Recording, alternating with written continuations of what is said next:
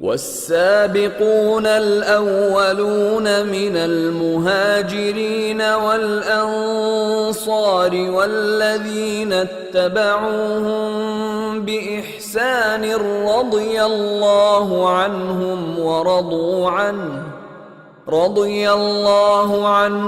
ورضوا عنه وأعد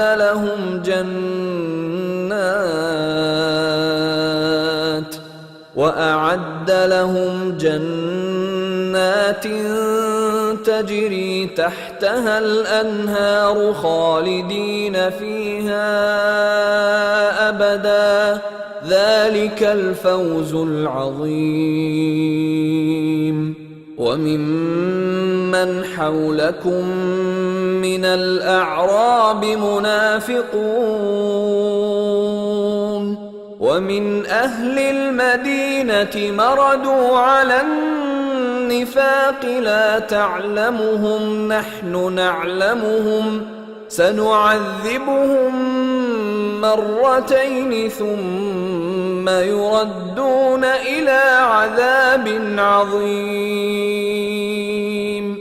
وآخرون اعترفوا بذنوبهم خلطوا عملا صالحا وآخر سيئا عسى الله أن يتوب عليهم إن الله غفور رحيم.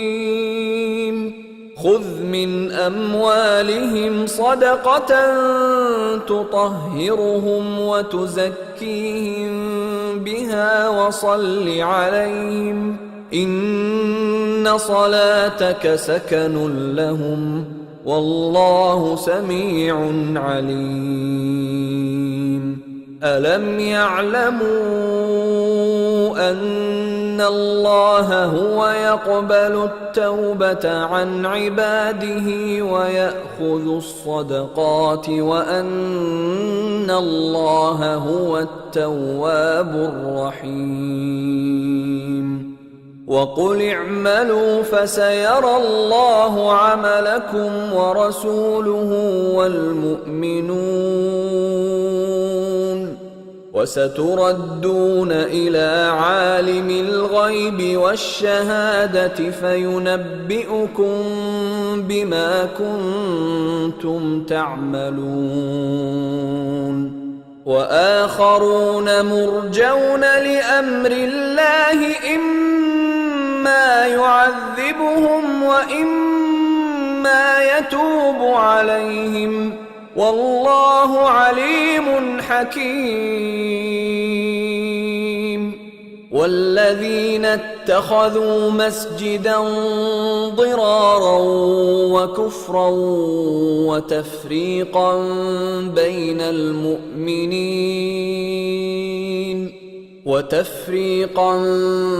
بين المؤمنين وإرصادا لمن حارب الله ورسوله من قبل وليحلفن إن أردنا إلا الحسنى والله يشهد إنهم لكاذبون. لا تقم فيه أبدا لمسجد أسس على التقوى من أول يوم أحق أن تقوم فيه رجال يحبون أن يتطهروا والله يحب المطهرين. أفمن أسس بنيانه على تقوى من الله ورضوان خير أم من أسس بنيانه على شفا جرف هار فانهار به في نار جهنم والله لا يهدي القوم الظالمين. لا يزال بنيانهم الذي بنوا ريبة في قلوبهم إلا أن تقطع قلوبهم واللہ علیم حکیم۔ جن لوگوں نے سبقت کی یعنی سب سے پہلے ایمان لائے، مہاجرین میں سے بھی اور انصار میں سے بھی، اور جنہوں نے نیکوکاری کے ساتھ ان کی پیروی کی، اللہ ان سے خوش ہے اور وہ اللہ سے خوش ہیں۔ اور اس نے ان کے لیے باغات تیار کیے ہیں جن کے نیچے نہریں بہہ رہی ہیں، وہ ہمیشہ ان میں رہیں گے، یہی بڑی کامیابی ہے۔ اور تمہارے گرد و نواح کے بعض دیہاتی بھی منافق ہیں اور بعض مدینے والے بھی نفاق پر اڑے ہوئے ہیں، تم انہیں نہیں جانتے، ہم جانتے ہیں۔ ہم ان کو دوہرا عذاب دیں گے، پھر وہ بڑے عذاب کی طرف لوٹائے جائیں گے۔ اور کچھ دوسرے لوگ ہیں کہ اپنے گناہوں کا صاف اقرار کرتے ہیں، انہوں نے اچھے اور برے اعمال کو ملا جلا دیا تھا، قریب ہے کہ اللہ ان پر مہربانی سے توجہ فرمائے، بے شک اللہ بخشنے والا ہے، مہربان ہے۔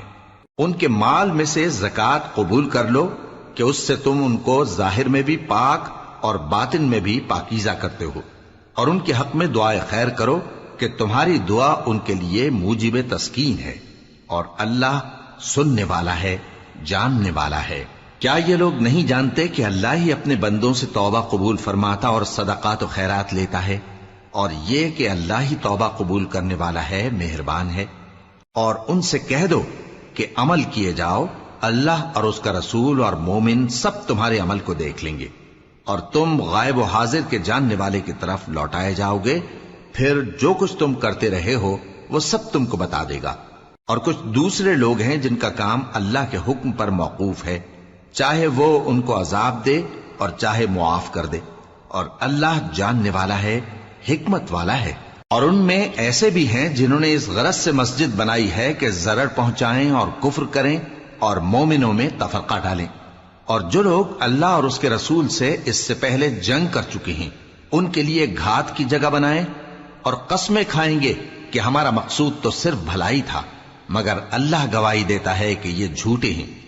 تم اس مسجد میں کبھی جا کر کھڑے بھی نہ ہونا، البتہ وہ مسجد جس کی بنیاد پہلے دن سے تقوی پر رکھی گئی ہے اس قابل ہے کہ اس میں جایا اور نماز پڑھایا کرو۔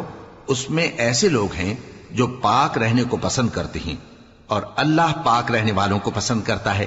بھلا جس شخص نے اپنی عمارت کی بنیاد اللہ کے خوف اور اس کی رضامندی پر رکھی، وہ اچھا ہے یا وہ جس نے اپنی عمارت کی بنیاد ایک کھائی کے گرنے والے کنارے پر رکھی، پھر وہ اس کو دوزخ کی آگ میں لے گرا، اور اللہ ظالم لوگوں کو ہدایت نہیں دیتا۔ یہ عمارت جو انہوں نے بنائی ہے ہمیشہ ان کے دلوں میں موجب تردد رہے گی، مگر یہ کہ ان کے دل پاش پاش ہو جائیں، اور اللہ جاننے والا ہے، حکمت والا ہے۔